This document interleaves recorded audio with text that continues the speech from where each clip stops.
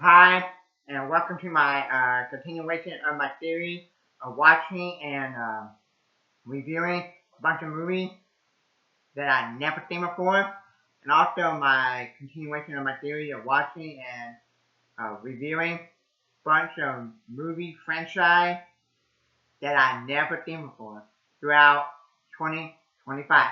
So whether it be Harry Potter, Pirates of the Caribbean, Rocky, Rambo, so on and so forth. Okay?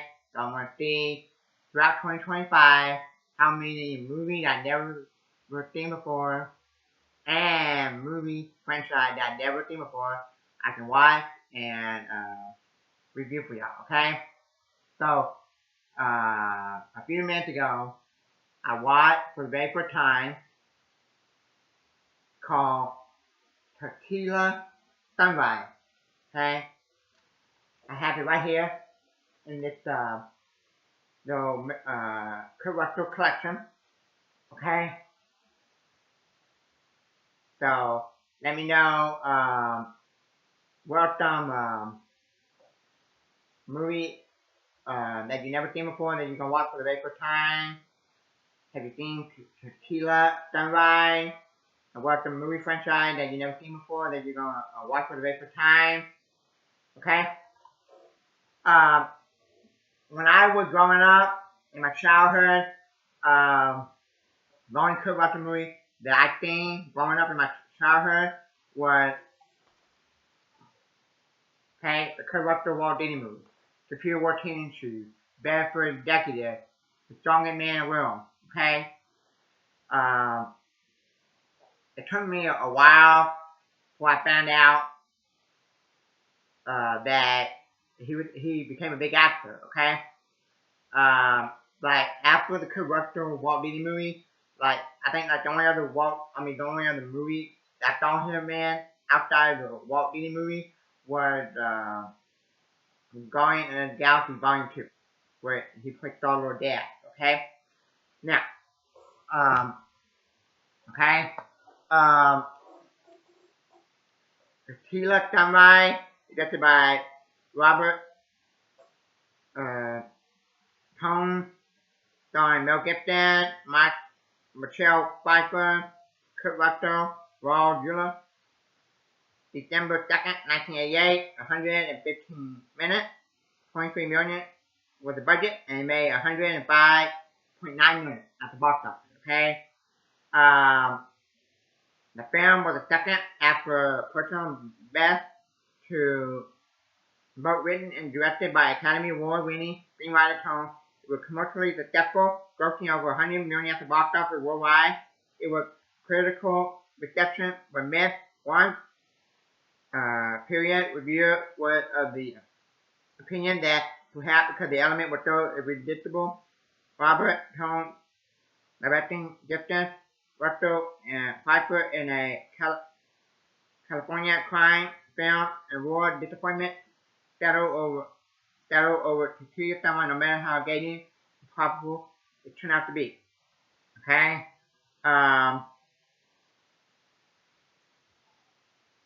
It got 6.1 out of 10 on IMDb. It got 53% from the critic on Rotten Tomatoes. The audience, 40%. Okay?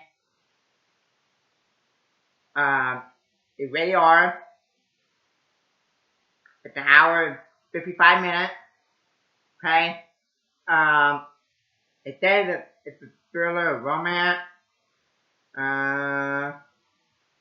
And then you go here, it says the romance crime. Okay? I would call it a crime romance. Okay?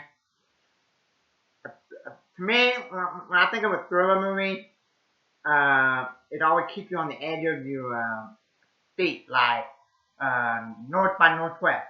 Okay? Now, okay, so, that seaside California town best friend Matt, Mel Gibson, and Nick, Kurt Russell are on the opposite side of the law. Okay? And, Matt that Mel Gibson character, he's trying to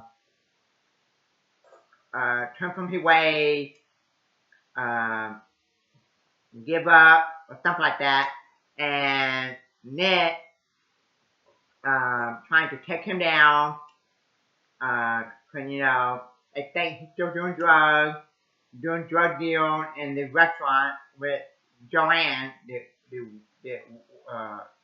uh, one, I don't know, I think you could call her like a waitress or something, or cook, whatever. Um, okay, cause in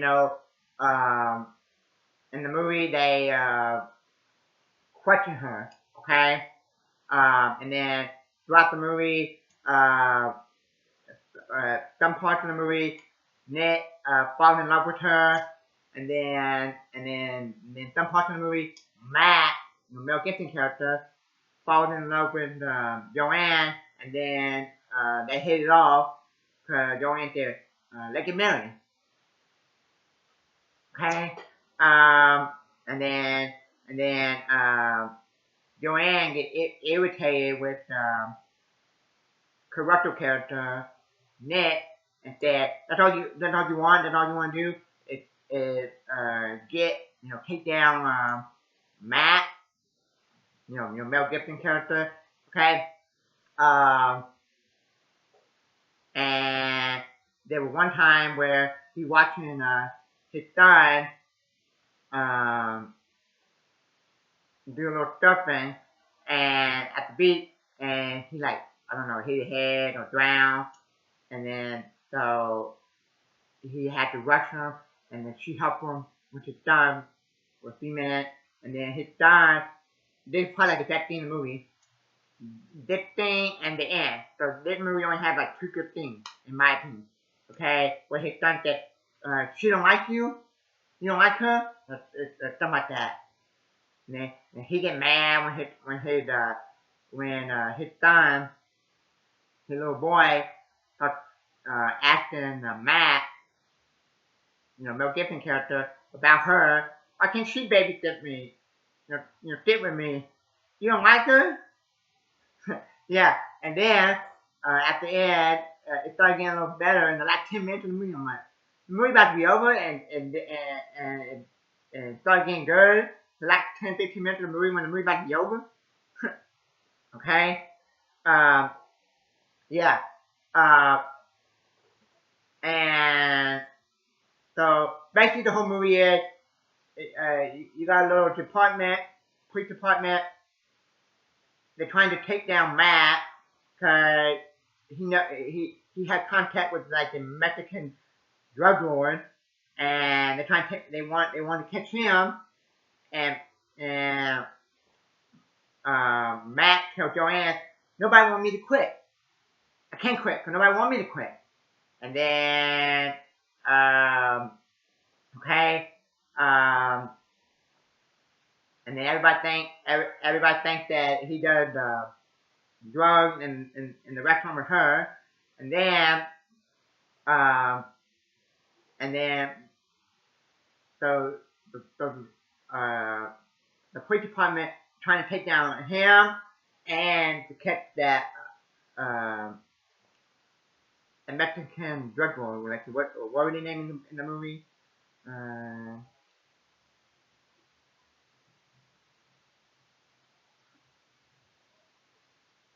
Okay, let me see if I can find it. Carlos. Okay, and um, and then a guy in the movie tells that Joanne can tell on us, and so Carlo wanted to kill Joanne, and then Matt, Mel Gibson character said no, and then trying to stop him from doing it, and they all come back, and then they have a little argument, and then they have a little fight, Carlo pulled out a gun, and then Matt grabbed the gun, and then point it toward him, Carlo, and shoot them in the belly. Okay, and then some guy from the department I forgot what his name is. I think it's like Cody or something.